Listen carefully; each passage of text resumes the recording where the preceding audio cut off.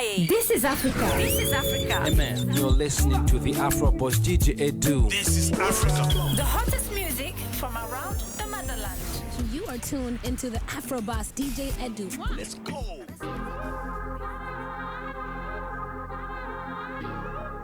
Hey good people, DJ Edu the Afro Boss here with a whole lot of sweet music to excite your ears. Later in the program, we have a special guest all the way from Zimbabwe.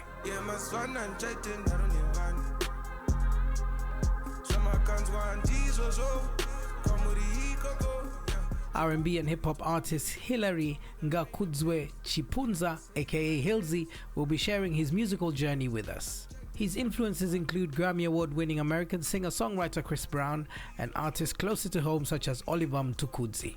This computer engineering graduate blends all of these, and his latest EP, In the Building, also includes some cool Afrobeats vibes, so keep it locked. I'm a grown man now. This is Africa from the BBC. I hope you enjoyed that. The track listings and artist details can be found on my socials at @IamDJEdu, #BBC This is Africa.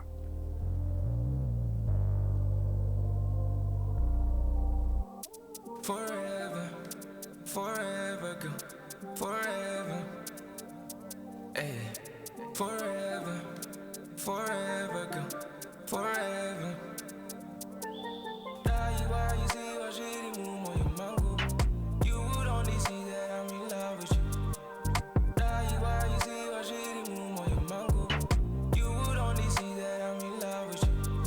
Forever, forever, girl, forever. Another show, another special guest all the way from Zimbabwe. I met this young man in Cape Town when he was just about to start clutching the straws of success in the music. I've seen him grow, become a hip-hop R&B artist in Zimbabwe, and people are singing his songs back to him, and I'm like, yo, I need to catch up with you and see what's going on with your journey right now. It is Hillzy, everyone. How you doing, bro? I'm alright, DJ Edu. How are you? And for the Zimbabweans, but like, Ndeipi Shamwari.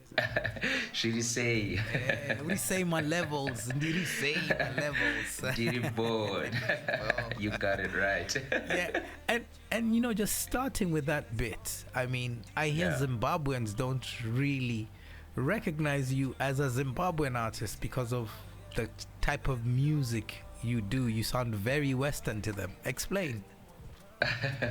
It's crazy, man. When I actually started out, the comments I would get were like, wow, yeah, you don't sound like you're based in Zim. I think it's the inspiration, the kind of music I listen to. I listen to a lot of Chris Brown.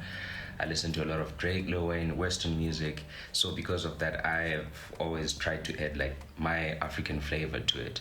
So as time went on, I decided to mix the two, just make sure it sounds nice. So now the recognition is coming, all because I'm adding like more Shona elements into the music. And yeah, it has definitely done wonders now for me.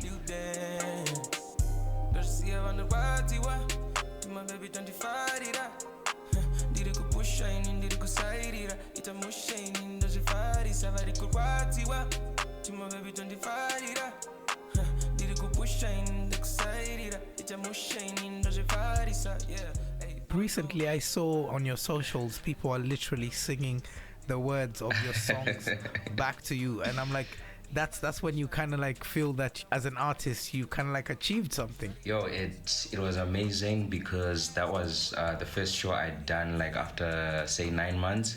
I recently dropped an EP in October last year.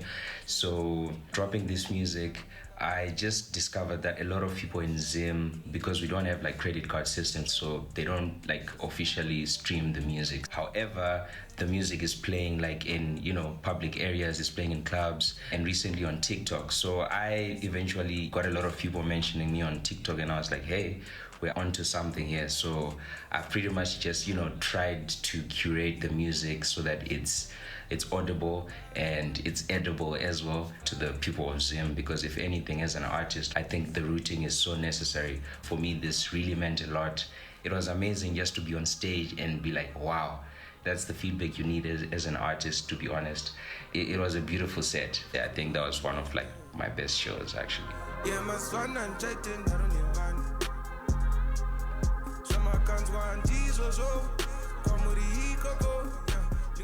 And this song I had called Nharo is also off your In the Building EP. What's the song Nharo about and what inspired it? Naro means debate.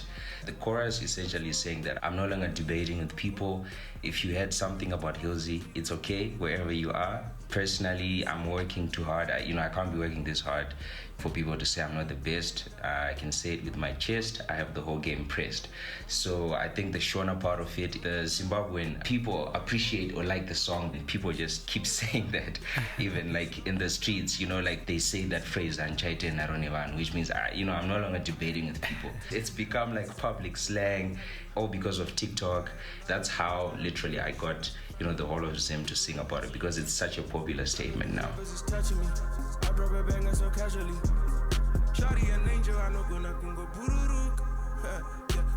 How important do you think was social media for the progress of your career?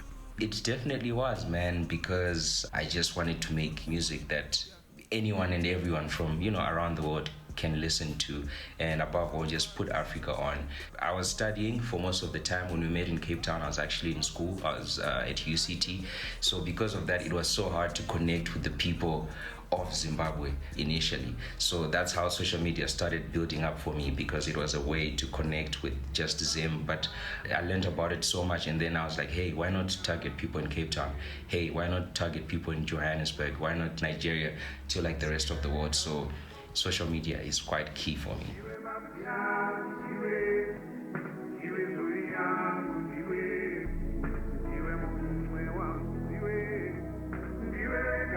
We've been at it for a while now.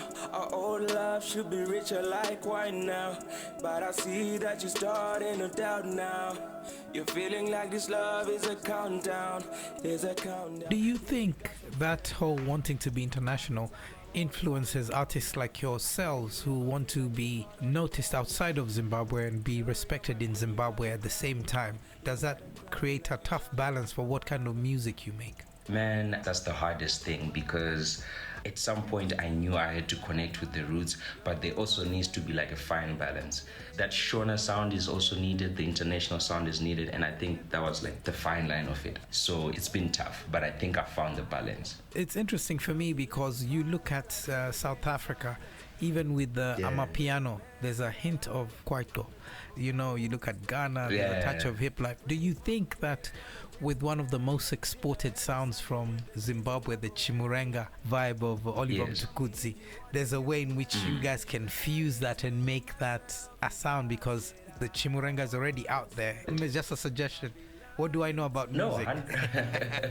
No, you are the Afro boss, man. Oddly enough, my most popular track is a sample from Oliver Mtukudzi. I sampled him, and that's one of my biggest songs as well. I think I'm also on that kind of mission where I'm trying to bring back the old school of like Zimbabwean music, like you're saying. So you can expect something like that in the near future.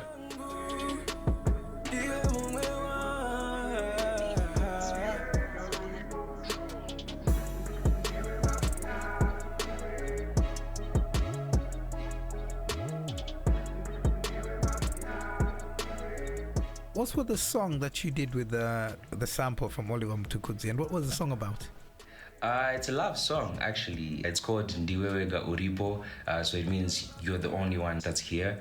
Tuku, I understand, did it for his lover, Daisy, the wife, and that's how people were like, okay, I hear a little bit of some Mtukudzi here. Who's this kid? So I have a lot of elderly fans, all because of just that song.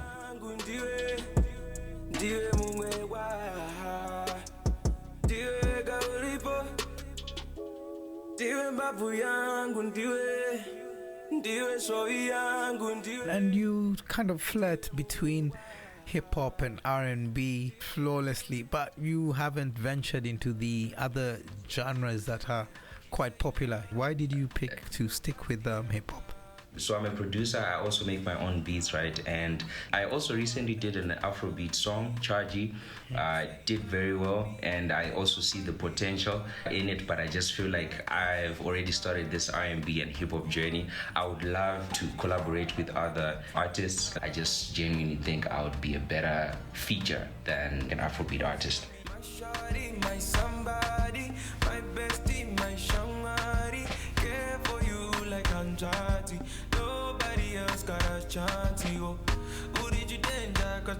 dinga. No mutenda, summer dinga. Deep down, girl, I don't deserve you. This love feels like deja vu. You being based in Cape Town, how did that happen? Because maybe that's why it was harder for you to connect. I went to study computer science and computer engineering at the University of Cape Town. So it's either I was in lectures or I was on my computer learning how to make beats, record. I did it so consistently, saved money, and I bought a USB mic and I started recording. And by the time I was done with my degree, people were catching on. I jumped onto the internet. Everyone was on Facebook. I used to share like my SoundCloud links like crazy. So it was tough, but I think Zim is now at its peak digital era. So I think there's also like a lot of onboarding that still needs to happen. Late night and an early flight.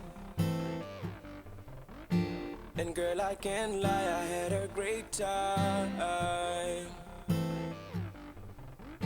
I'm still a bit tipsy from the wine, and I can't seem to take you off my mind. I flew across the oceans just to come and pay a visit. Just before I left you, you said you already missed me. Girl, you make me. And how's the reception been for you in South Africa? It has been amazing, but right now the USA is what's topping after Zimbabwe. But this year, I think my focus is Nigeria, London, and South Africa. And why those three? I feel like London is the house of Afrobeat.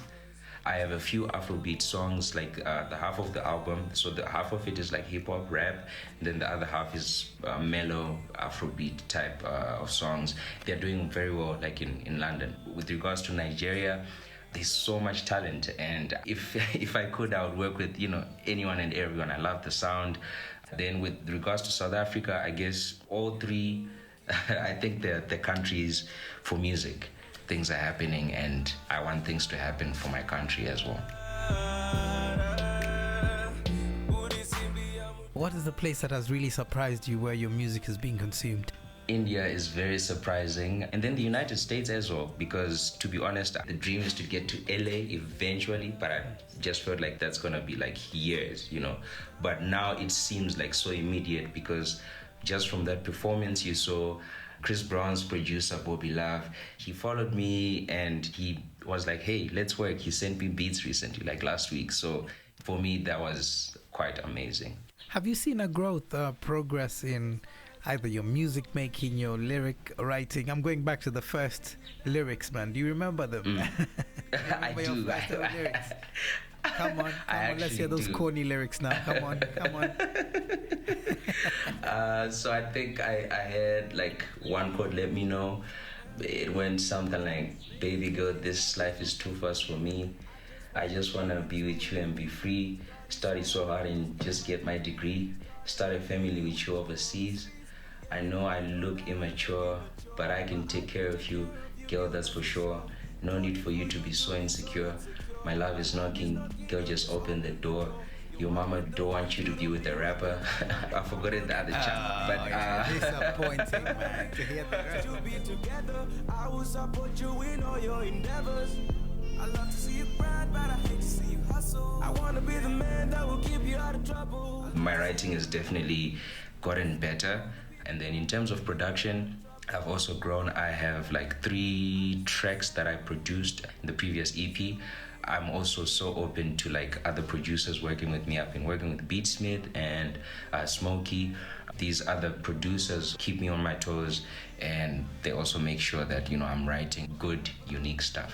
Do you have a strategy for what's to come next? For me, the emphasis right now is just being a part of the African roster. I'll say this in quotes, because say you're in London, when people ask you about like African music, you're probably gonna say there's your, Wizkid, there's Thames, there's Nasty C. I want people to also say there's Hillzy. That's where I think my main focus is. I want to be heavy on personal collaborations or interactions. If Mr. Easy wants to do a song, I want to fly to Nigeria and do a song with him. I want to be more on the road and less online. That's the next thing for me. Yeah, the African roster. It's so sad I don't remember your face.